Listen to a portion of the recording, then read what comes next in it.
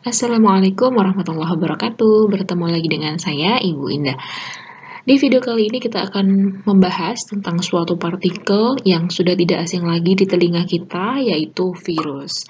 2 tahun terakhir ini kita berada dalam pandemi COVID-19 ya, sehingga ketika kita keluar rumah kita harus menerapkan protokol kesehatan, memakai masker, menjaga jarak, dan menghindari kerumunan ya, demi menjaga keselamatan kita bersama agar tidak tertular virus penyebab COVID-19.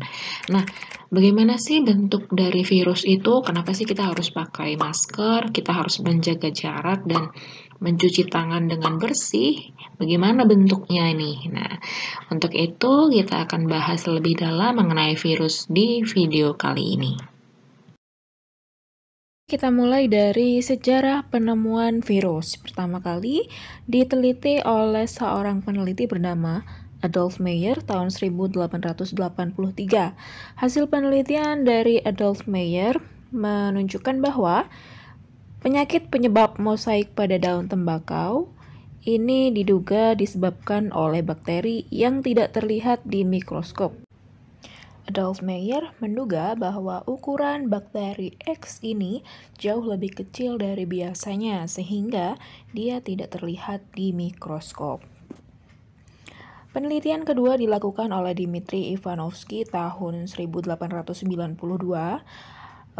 Dia melakukan penelitian mengambil getah dari daun tembakau, kemudian getah tersebut disaring khusus dan diberikan pada tanaman yang sehat. Ternyata tanaman sehat itu pun juga ikut terinfeksi penyakit mosaik pada daun tembakaunya. Kemudian dia menyimpulkan bahwa bakteri X tersebut berukuran sangat kecil. Penelitian berikutnya dilakukan oleh Martinus Beijering tahun 1897. Dia menyimpulkan bahwa bakteri X dapat menular pada tanaman sehat lainnya. Artinya, bakteri X dapat berkembang biak pada makhluk hidup. Yang kedua, bakteri X dimasukkan ke dalam media bernutrisi, tapi hasilnya si bakteri X ini tidak dapat berkembang biak. Nah, di sini dapat disimpulkan bahwa hal ini bukan merupakan sifat dari bakteri, karena biasanya bakteri jika ditumbuhkan dalam media bernutrisi, maka dia akan bisa berkembang biak. Tapi dalam kasus ini, dia tidak bisa berkembang biak.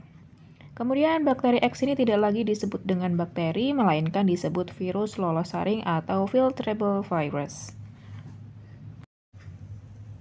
Penelitian berikutnya dilakukan oleh Wendell Stanley tahun 1935. Hasil penelitiannya menyatakan bahwa virus tersebut itu dapat dikristalkan.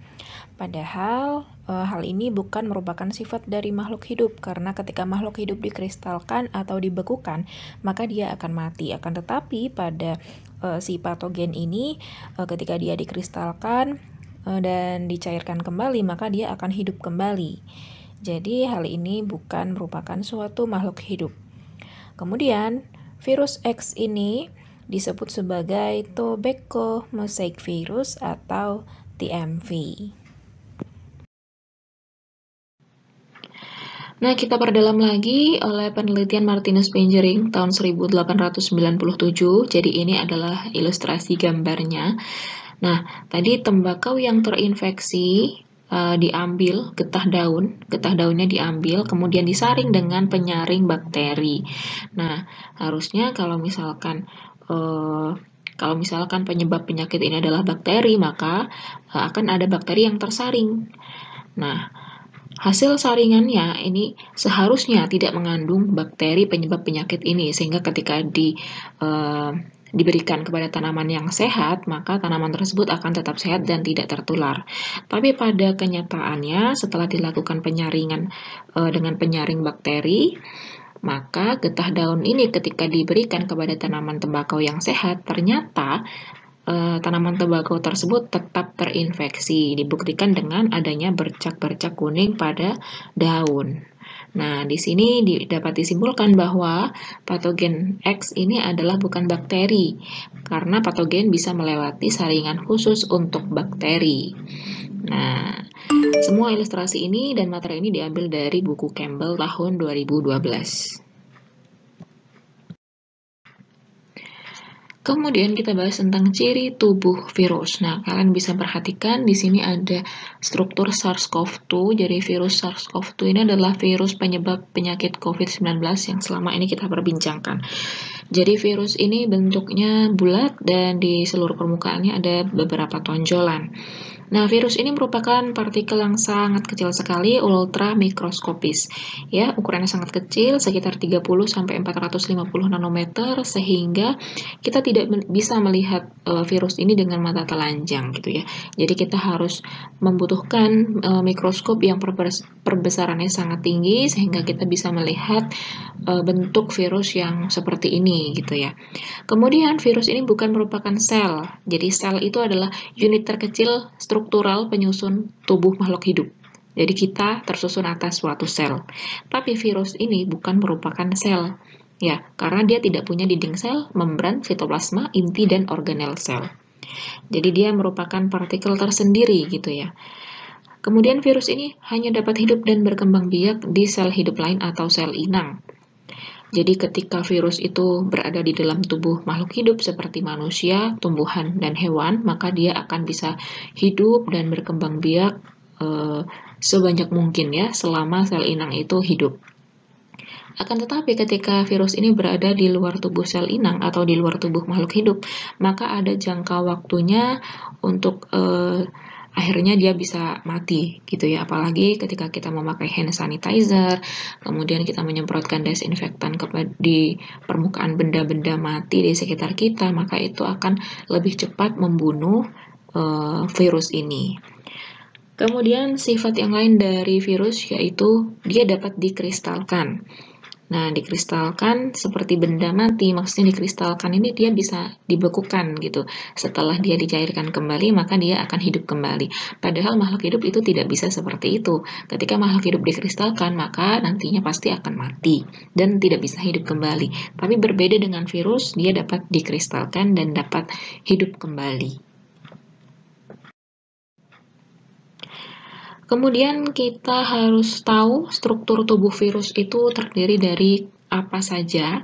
Nah, jadi di sini ada dua jenis virus, dua kelompok virus. Yang pertama adalah disebut virus telanjang, kemudian yang kedua disebut virus bersampul. Nah, kita bahas dulu tentang virus bersampul. Jadi virus pada umumnya itu tersusun atas 3 komponen. Yang pertama adalah kapsid atau nukleokapsid. Jadi kapsid seperti yang ditunjukkan pada gambar ini yang warna biru.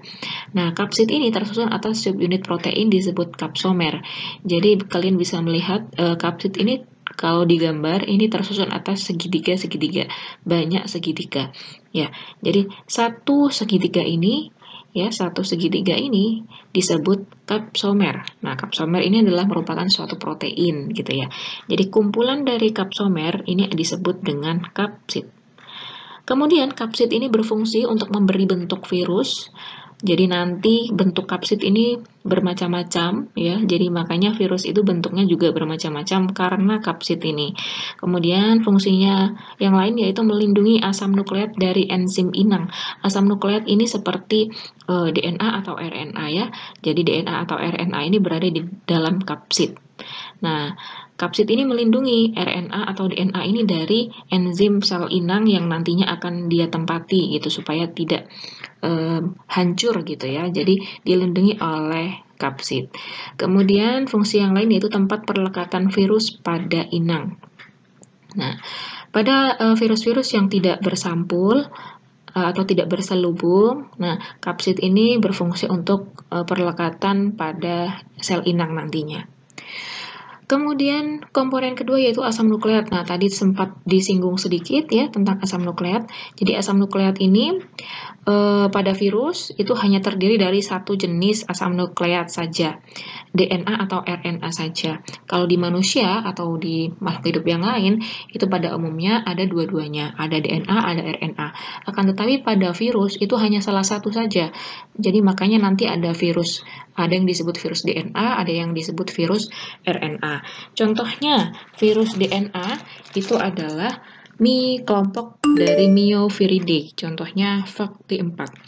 Nah, ini adalah virus pada bakteri. Kemudian juga ada herpes viridae, contohnya simplex virus atau virus penyebab herpes. Dan Circoviridae, contohnya chicken anemia virus atau virus anemia pada ayam. Kemudian untuk virus RNA, nah contohnya adalah Retroviridae, contohnya HIV, Human Immunodeficiency Virus.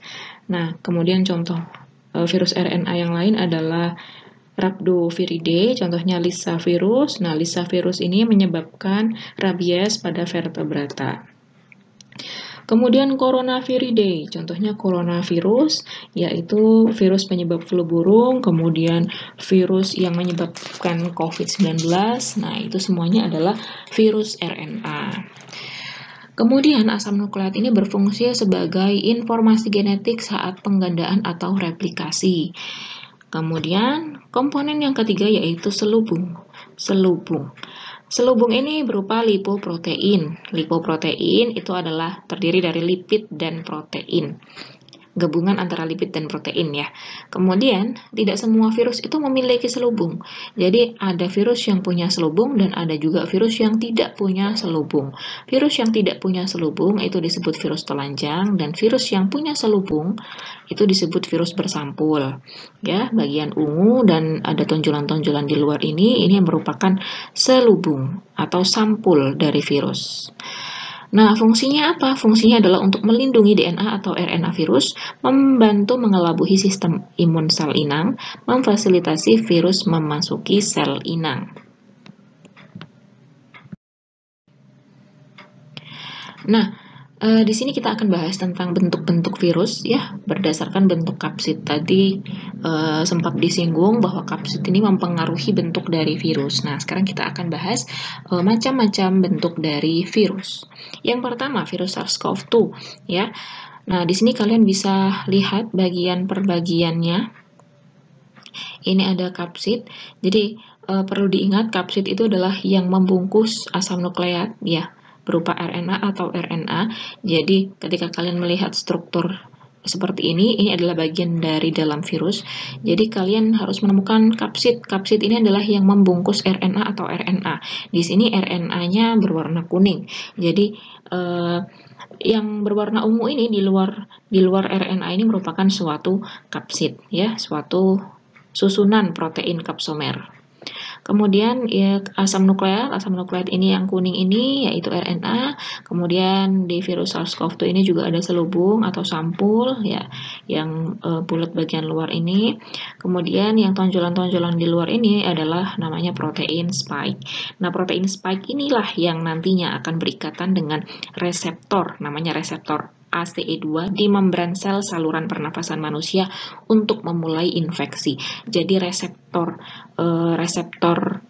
protein spike ini nantinya akan berikatan pada reseptor-reseptor tertentu pada sel inang. Jadi sendiri-sendiri ya. Jadi ketika si protein spike ini, kalau misalkan protein spike di virus SARS-CoV-2 ini hanya cocok pada reseptor ACE2 di membran sel saluran pernafasan manusia. Oleh karena itu, kenapa virus SARS-CoV-2 penyebab COVID-19 ini lebih menyerang pada saluran pernafasan kita? Karena ya itu tadi protein spike-nya hanya cocok di reseptor ACE2 ini tadi gitu ya. Ketika dia menyerang reseptor tubuh kita pada sel lain, maka belum tentu dia bisa berikatan dan menginfeksi. Kemudian contoh bentuk virus yang kedua yaitu virus bakteriofag. Bakteriofag ini adalah virus yang menginfeksi bakteri ya. Bakterio ini adalah bakteri. Fag ini berasal dari kata vagein, artinya memakan. Jadi maksudnya virus bakteriofag ini menginfeksi bakteri. Ya.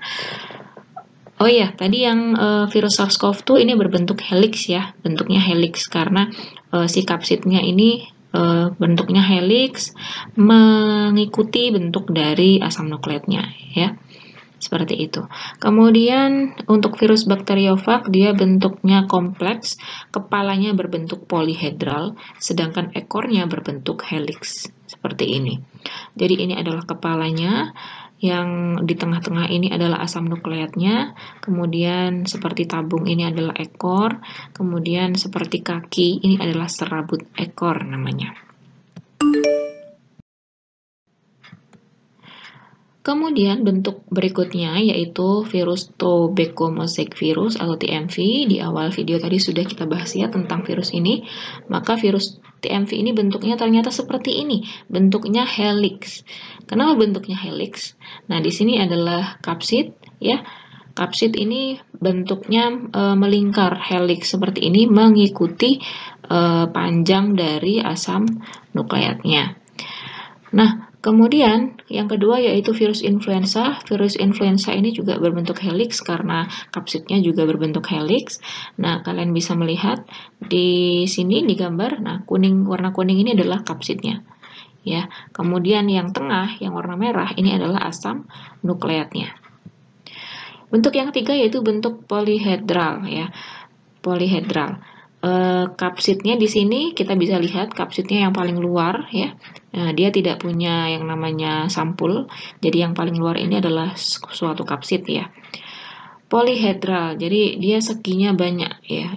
Nah, ini tersusun atas banyak sekali kapsomer dan tersusun atas banyak sisi gitu ya. Makanya dia disebut sebagai bentuk polyhedral. Oke, ini adalah keterangan-keterangannya. Jangan lupa pada virus influenza ini dia punya yang namanya selubung ya. Selubung ini yang paling luar. Untuk virus TMV dan adenovirus mereka tidak punya yang namanya selubung. Struktur paling luar mereka adalah kapsid. Jadi perlu diperhatikan betul pada saat kita menentukan struktur atau bagian-bagian dari virus. Nah, ini adalah ilustrasi ya yang saya ambil dari Kemenristek. Ikatan antara protein spike SARS-CoV-2 dan reseptor ACE2 inang. Ya, jadi ini adalah virus SARS-CoV-2 penyebab COVID-19. Dia punya yang namanya protein spike, dia punya envelope atau selubung, dan di dalamnya ada RNA virus. Kemudian ini adalah ini ibarat sel manusia ya, sel manusia khususnya pada membran saluran pernafasan atau paru-paru. Ya, jadi sel manusia ini dia punya yang namanya reseptor ya. Kemudian si virusnya ini dia punya yang namanya protein spike. Ketika mereka cocok ya, mereka akan berikatan sehingga si virus ini akan memasuki sel dan menginfeksi sel manusia.